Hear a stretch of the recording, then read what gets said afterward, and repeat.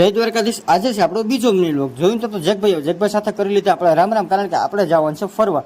તો ગાડી લઈને આપણે નીકળી પડ્યા છે પોરબંદર, કારણ કે આપણે જવાનું છે યુટ્યુબરને મળવા. તો ગાડીમાં જોયું ને ત્યાં તો જેકભાઈના ચશ્મા હતા વ્હાઇટ કલરના, ઠપકા લીધા. ઓહો, હું રૂપારો લાગુ. જેકભાઈ તો મોઢું ખોલી ગયું, તો રૂપારો છે. પહોંચી ગયા આપણે JSK લાઈફની, જ્યાં જયેશભાઈ આપણે મસ્ત મજાનો ચા પાઈ દીધો, આંબા નીચે બેઠા.